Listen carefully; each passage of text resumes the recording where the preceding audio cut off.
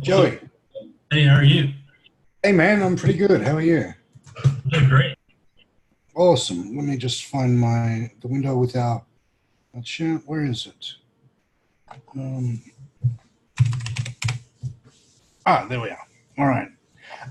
Okay. So, well, welcome to the course. So before we get started, I just want to just make sure that you're on track with. Have you got a broker you use already, or you got a broker that you're planning on using, or? Yeah, what I do now is I have a little money with Oanda. Mm-hmm. Oanda's fine. Oanda's good.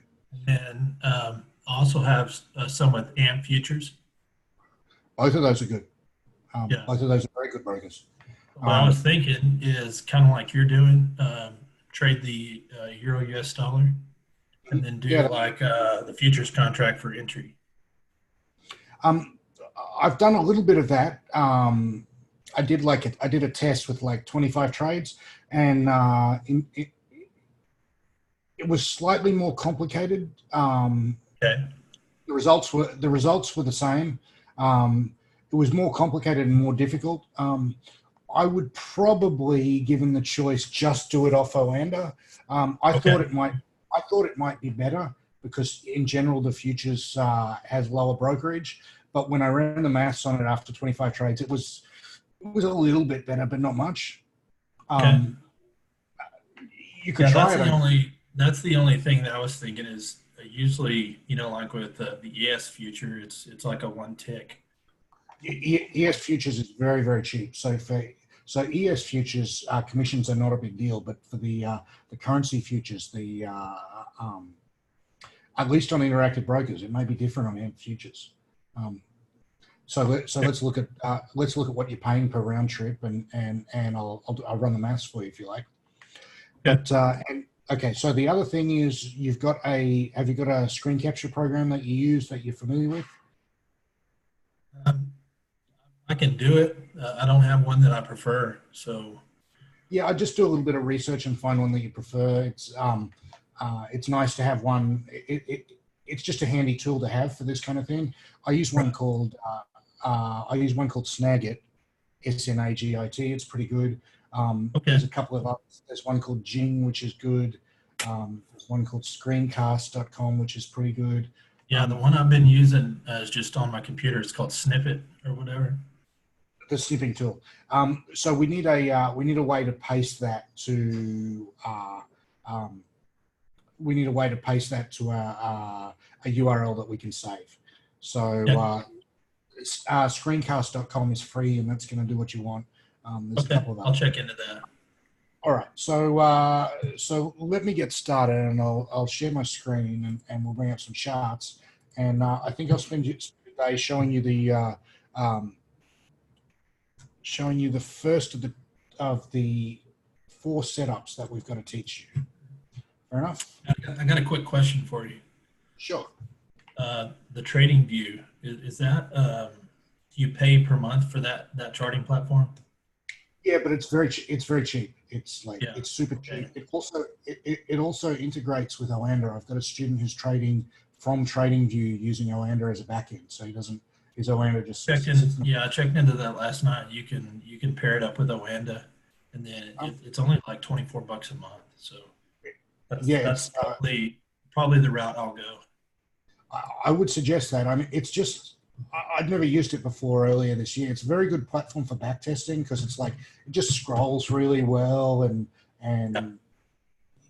you know, some of the other platforms are a bit slow when you want to go back through data, and this will go right back. Kind of like the feature where your crosshairs are synced on all your charts at the same time. Oh, very much so. Very handy especially for back testing, and especially for this. I mean, there's a workaround to get it on MT4, and there's workarounds for most of the platforms to get it. But yeah, I'm doing execution on NinjaTrader, and it's a bit clunky, to be honest. My broker doesn't work off TradingView, so I would prefer that.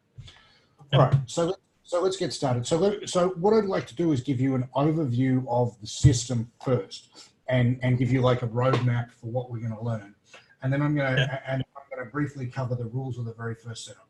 So the system is in 3 parts.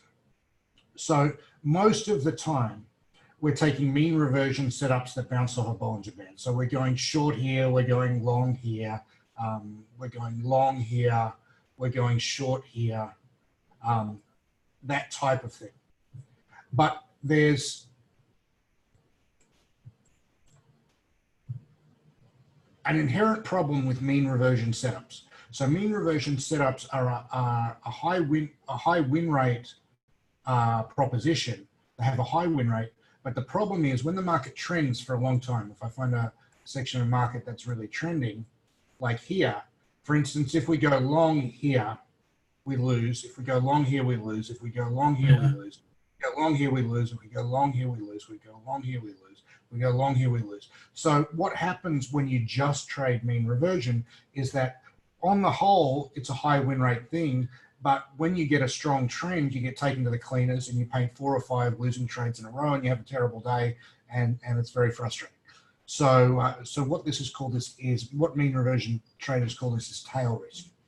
So our system mitigates the tail risk in 2 ways.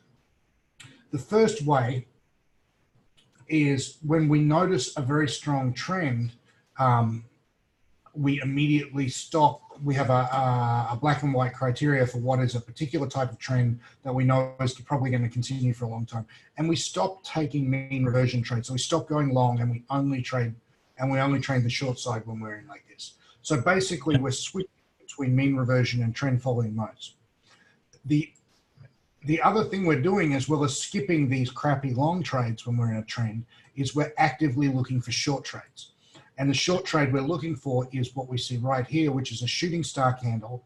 And I'll give you the definition later, but it's where we have a close in the lower half of the range and the upper wick is equal to or greater than 2 times the real body. And so we look for these shooting star candles when we're in a trend, and we look to go short on a break of the low with a stop loss at the high, like here, which hit the target, like here, which hit the target, like here, which hit the target, and like here, which didn't enter. So that's one thing we're doing. The other thing we're doing is if you,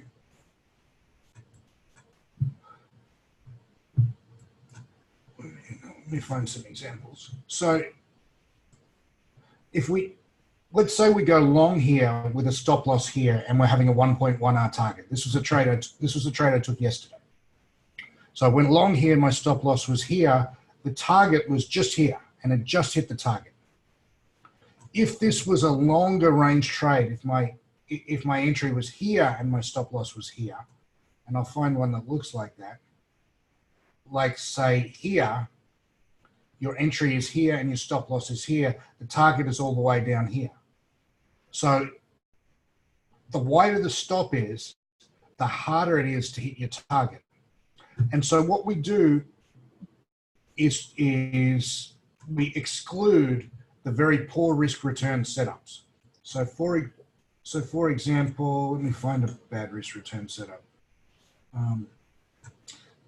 So for example, going short here with a stop loss here hit our rules. If it hits fits our rules, but if we go short here with a stop loss here, we have to have a target all the way down here. And that's a poor trade because anything can happen. So we're specifically excluding poor risk return trades, and I'm going to show you a set of rules for doing that later. So the last thing that we're doing is we're trading 2-minute charts, and 2-minute charts inherently have a lot of noise and not a lot of signal, right? I mean, they're choppy and messy. So if we look at the New York session last night, you know, it's trending up, but it's not trending up really clean. It's like a choppy mess, right? So what we're doing to mitigate the problems with that is we are looking for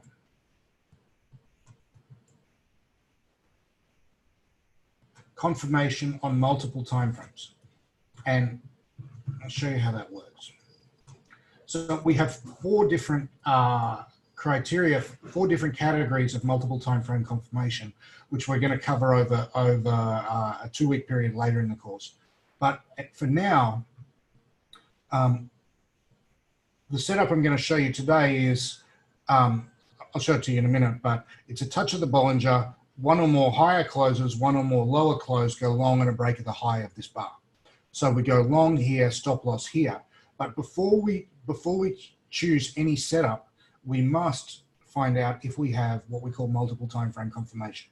And the easiest multiple time frame confirmation to understand is that it's touched the Bollinger on the 2-minute, and at the same time it's touched the Bollinger on the 5-minute, which is the top right, and at the same time it's touched the Bollinger on the bottom right, which is the 10-minute.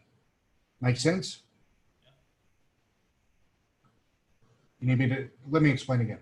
So this is our long setup, going long here with a stop loss here, but we exclude trades that do not have multiple time frame confirmation. So we're making this a higher probability entry by going long here, by making sure we also have a touch of the Bollinger on the 5-minute and the 10-minute. And so in that way, we exclude about 40% of, about 30% of trades which are going to suck. Make sense? Yes, sir. Okay. Now, the last thing that we do is if you imagine. Now, when you say you go long on the break of that down candle, how much does it have to break it by? One pipette or? It has no. That's an interesting question. You can see the high here is right there is 1.10 11.9 pips. So we place our entry as a stop entry, not a stop loss entry, but a stop entry at the nearest half pip above. So if our high is 1.10119, that would become 1.1012. And the easiest way to not get confused by the pipettes in these price action, what I do anyway is this is 1.10119. Instead of doing that, it's easy to not confuse your brain by just looking at the last three numbers. And instead of saying 119, say 11.9 pips, and because that's what it is, it's 11 pips and 9 pipettes. And the nearest half pip above is 12 pips. And our low here is 9.7 pipettes, 9.7 pips. So our nearest half pip below is 9.5 pips. So in this instance, we've got a range of 12 pips less 9.5 pips is 2.5 pips. Now, there's a problem inherent in FX trading where, let's say, you've got a $100,000 account balance.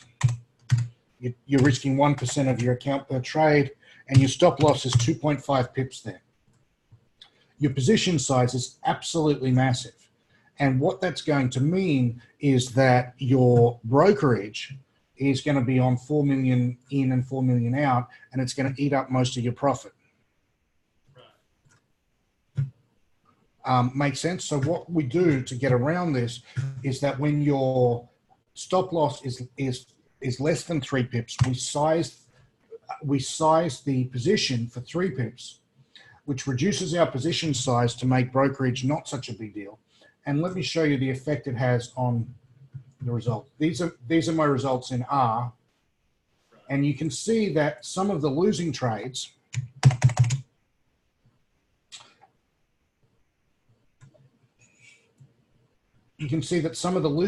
are less than 1R, minus 0.5.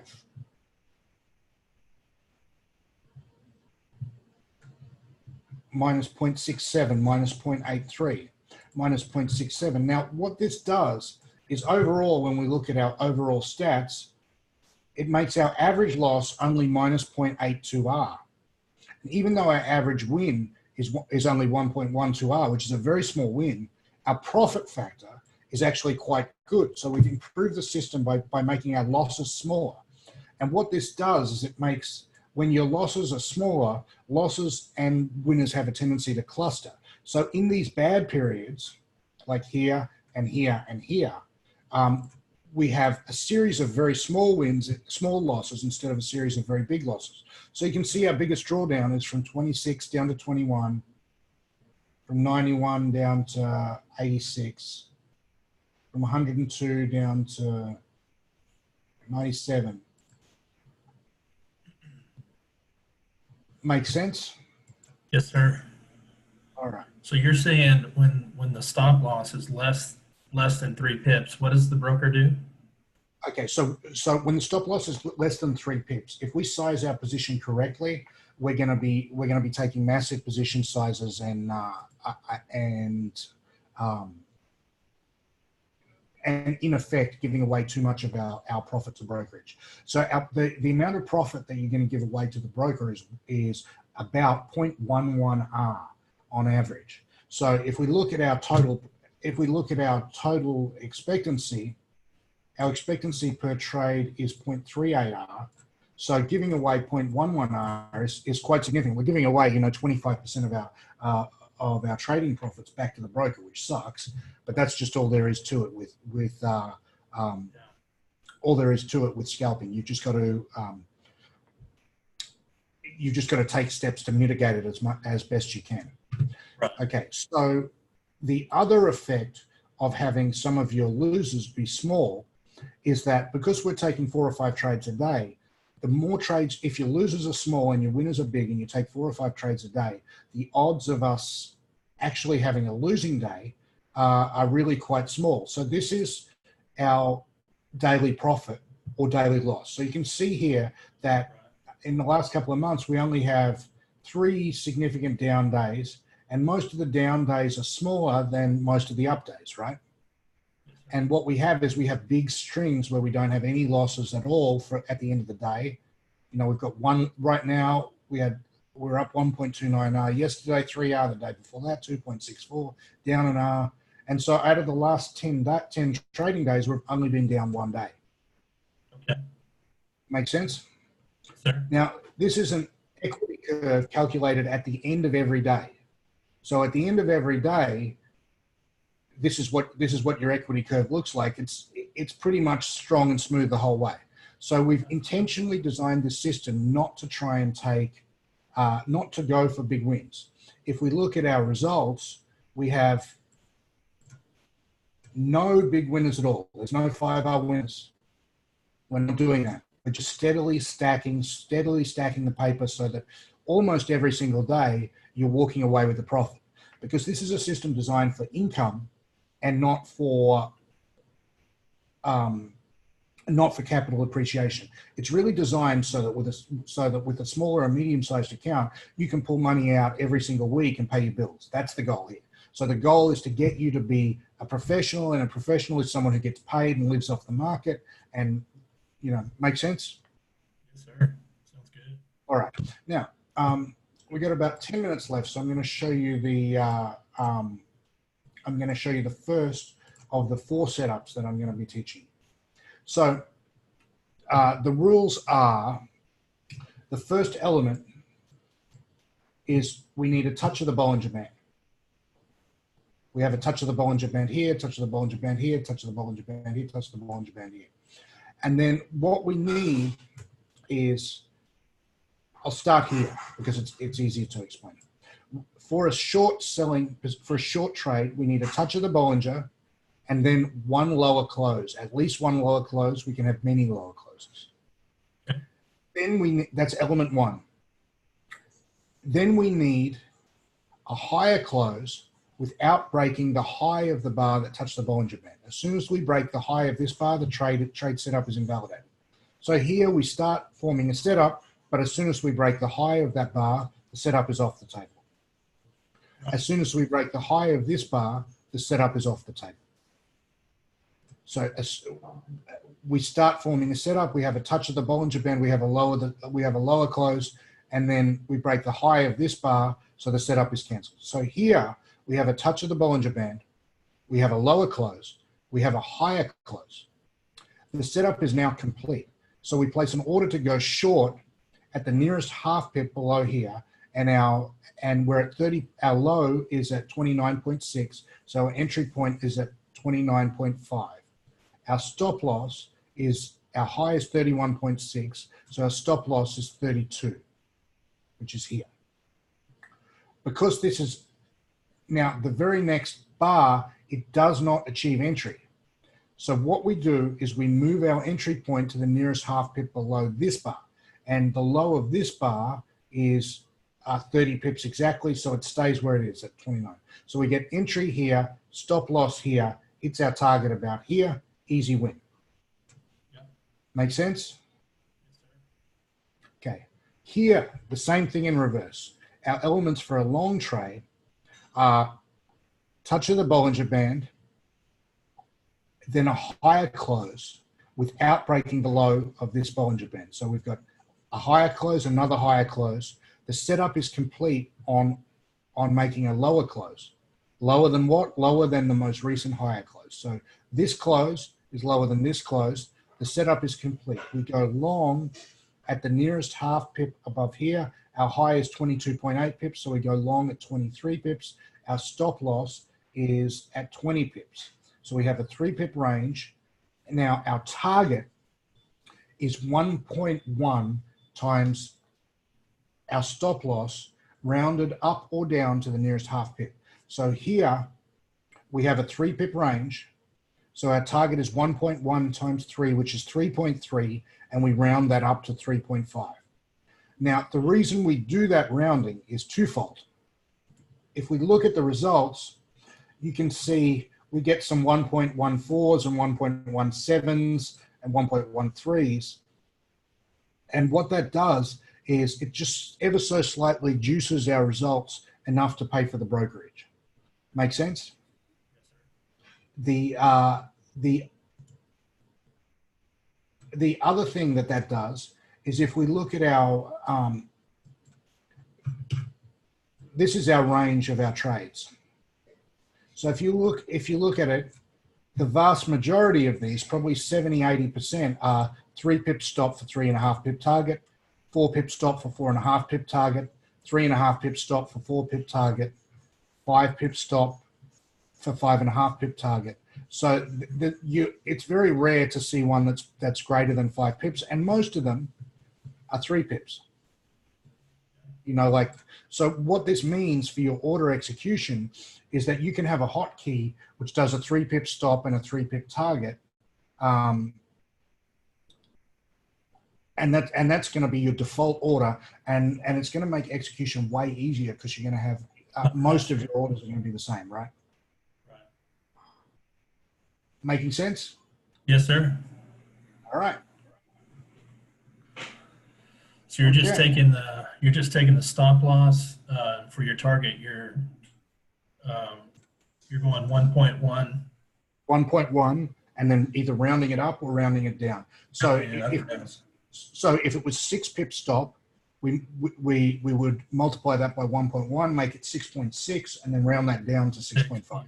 6.5. So what it does is, this is a very difficult thing to do in 2-minute charts in real time. By simplifying the execution and simplifying the orders, we make it so that a real person and not some sort of super wizard can do it. Okay, so here's a trade I took yesterday. Touch of the Bollinger. We need a lower close, then a higher close. We have a lower close, element 1. We have a higher close, element 2. The setup is complete. We place our order to go short here. It is not filled. We move it up to the nearest half pip below here, which is 25 pips. Then we move it up here, then we move it up here. And finally, we get entry on this bar. Now, the effect of us, if we go short here with a stop loss here, our target is all the way down here, right? Yes, sir. As our entry gets closer, our 1.1R target goes from all the way down here to, it was actually here. So so this gets better and better for us as we get closer and closer. Make sense? Yeah. Now you're only going to go short on the 2-minute when you have confirmation on the 5 and the 10. Correct. And let's look at the 5 and the 10 in that situation. What time was that? That was 5. That was 6:10. Okay. So on the 5-minute, you can see we had a touch of the Bollinger. On the 10-minute, we have a different type of confirming evidence, which I'll cover later, which is we consider it to be in a downtrend when we get this first close outside the Bollinger. We're looking for a pullback in a downtrend that reaches at least to the moving averages, and we do have that here. So this is acceptable confirming evidence. I'm going to cover this in detail. We're going to spend a whole week on that particular type of evidence because it's confusing. All right, so here our entry point is 26, and our stop loss is 29.5. So we have a 3.5 pip risk for 4 pip target. Our entry point is 26, so our target is 22, and it hits it right here. Actually, the low, yeah, it hits it right here. Make sense? Yep. All right. Yeah, good student. You're picking this up super quick. All right. So here's another trade I took yesterday. Touch of the Bollinger.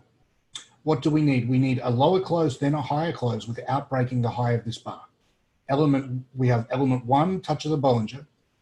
Element 2, a lower close. Element 3, a higher close. The setup is complete. We place an order to go short here if we have multiple time frame confirmation. Now, if we look at the 5 minute and the 10 minute, we're touching the Bollinger on both of them, right? Right. So we do have multiple time frame confirmation. We do not have entry on this bar, but the very next bar, we have a better entry, and the low of this bar is 35.8 pips. So our entry point is 35.5. Our stop loss is 38. So so we're risking 2.5 pips. So we size that for a 3 pip with a 3.5 pip target, and our entry point is 35.5. Less 3.5 is 32. So it hits it right here on this bar. And even though we left a lot of money on the table, almost everyone looks at these setups and goes, oh, wow, you know, could have gone short here and you know, rode it all the way down to here, right? So on that trade that you just showed me, that wick higher at 3 o'clock, Let's check that have stopped us out right there? So the high is 37.6. Our stop loss is the nearest half pip above 37.6, which is 38. So it just missed stopping us out. So our stop loss is here. So what people generally say to me is, oh, why didn't I just hold this, ride it all the way to the beach? One trade makes my whole day. That's not what we're doing. If you try and do that, you know, 1 in 4 of your trades will work out that way, but then you might have a day where you're running a bit below average. So maybe you only do 50-50 wins, and then you take 5 trades and you've got 50, let's say you take 6 trades, you've got 50-50 wins, you've got 3 wins and 3 losses. If you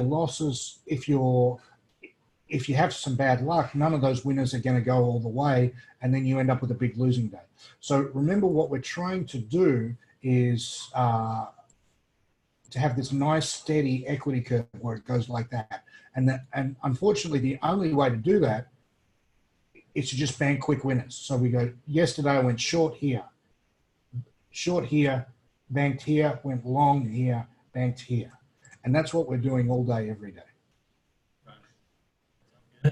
All right, man. So I'm running out of time here. Do you have time to do the same time again tomorrow? Yeah, I definitely do. All right, let's do another half an hour, same time tomorrow. Okay, sounds good. Have a good night. All right, I'll send you an invitation. Yeah, great to work with you, Joey. Like you're obviously super bright and like well advanced trader, and we're just going to power through this, man. Yeah, I appreciate it. Thank you. Take care, man. Yeah, take care.